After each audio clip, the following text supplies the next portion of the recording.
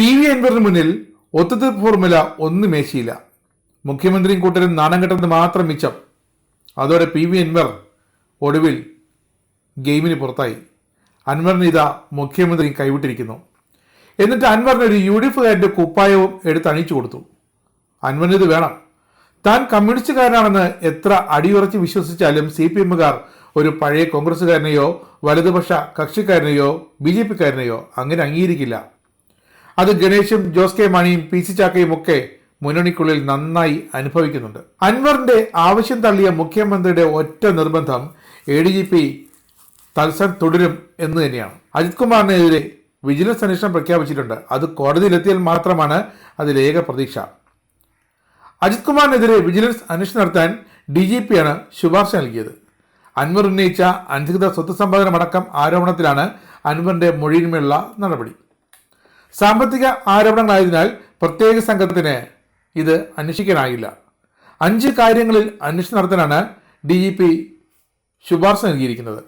അനധികൃത സ്വത്ത് സമ്പാദനം, കവടിയാറിലെ കെട്ടിട നിർമ്മാണം അടക്കമുള്ള കാര്യങ്ങളിൽ അന്വേഷണം വേണം. DGP-യുടെ ശുപാർശ സർക്കാർ വിജിലൻസ് മേധാവിക്ക് കൈമാറേണ്ടതാണ്.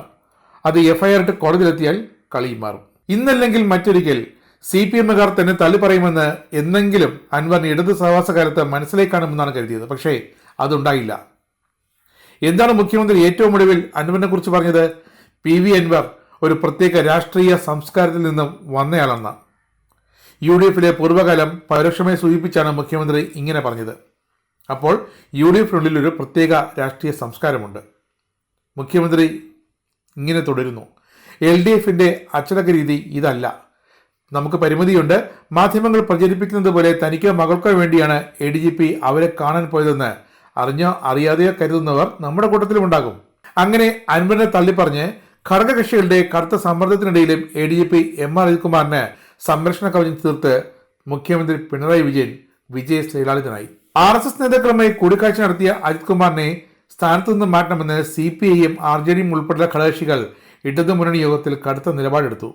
ബിനോയ് വിശ്വവും വർഗീസ് ജോർജും തൈ എന്ന് നിന്നിട്ടും പിണറായി കുലുങ്ങിയില്ല. ഇടതുപക്ഷ സർക്കാർ ഭരിക്കുമ്പോൾ ഉന്നത പോലീസ് ഉദ്യോഗസ്ഥൻ RSS നേതാക്കളെ കണ്ടത് രാഷ്ട്രീയ പ്രശ്നമാണെന്നും അത് കാണാതെ പോകരുതെന്നും CPI-യും RJD-യും ശക്തമായി തന്നെ വാദിച്ചു. തൃശൂർ പൂരം കലക്കിയതിന്റെ ഉത്തരവാദിത്വവും ADGP-ക്കാണെന്ന ആക്ഷേപമുണ്ടെന്ന കാര്യം NCP സംസ്ഥാന അധ്യക്ഷൻ PC ചാക്കോയും ചൂണ്ടിക്കാട്ടി. എന്നാൽ ഇപ്പോൾ നടക്കുന്ന അന്വേഷണത്തിൽ ഇക്കാര്യവും ഉൾപ്പെടും എന്ന മറുപടിയിൽ മുഖ്യമന്ത്രി എല്ലാം ഒതുക്കി ഉറച്ചു നിന്നു.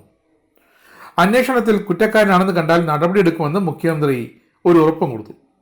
ഇതുപോലെ ഒരു ആരോപണം വന്നപ്പോൾ EP ജയരാജനെയും AK ശശീന്ദ്രനെയും മന്ത്രിസഭയിൽ നിന്നും പിടിച്ച് പടിക്ക് പുറത്താക്കിയതിന്റെ നേതൃത്വം അന്ന് ഈ പിണറായി വിജയനായിരുന്നു എന്നുകൂടി ഓർക്കണം.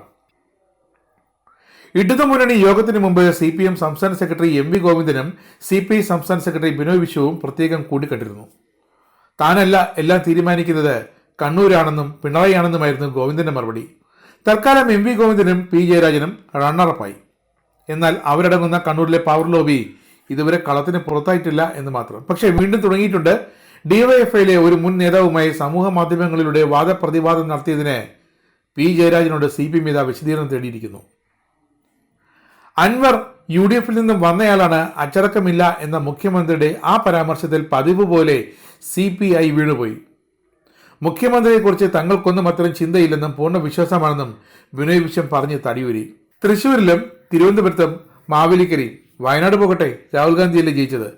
ഈ 3 മണ്ഡലങ്ങളിലും ലോക്സഭാ മണ്ഡലങ്ങളിൽ 8 നിലയിലാണ് CPI സ്ഥാനാർത്ഥികൾ പൊട്ടിയതെന്നും അതിന് കാരണക്കാർ CPM-കാർ തന്നെയെന്നും CPI-ക്കാർ മറന്നുപോയി.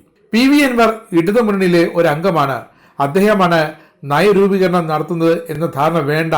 എല്ലാ ദിവസവും ഇങ്ങനെ ആരോപണം ഉന്നയിക്കുന്നത് ശരിയല്ല എന്നാണ് LDF കൺവീനർ TP രാമകൃഷ്ണൻ പറഞ്ഞത്. ശരിയാണ്.